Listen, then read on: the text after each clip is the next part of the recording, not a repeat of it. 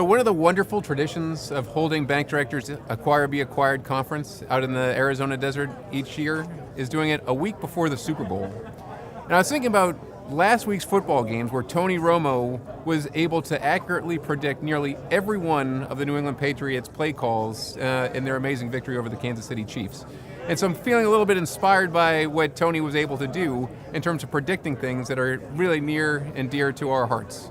And so as I think about the last 24, 36 hours, there's a few things that are starting to come out that I want to use for immediate prediction for the future. First one is, banking for the last few years has really been dominated by conversations about banks in the $5 to $10 billion range. What strikes me that it's starting to move up to the $50 billion plus asset class that's getting a lot of attention. And we saw that earlier today with a major merger between Chemical and TCF.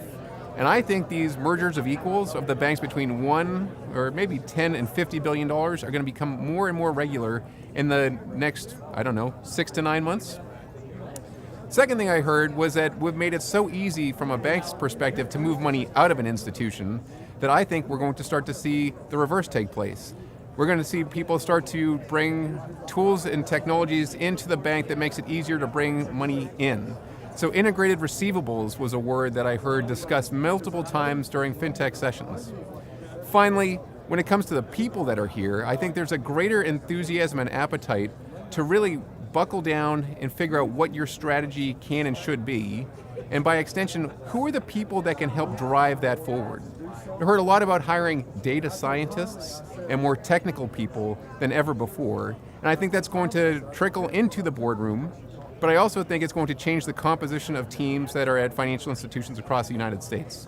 So again, if there's three things I'm thinking about at Acquire Be Acquired right now, it's the return of the proverbial merger of equal. It's going to be looking at how banks can bring money back into the organization, and it's going to be a real fundamental shift in what a team dynamic looks like.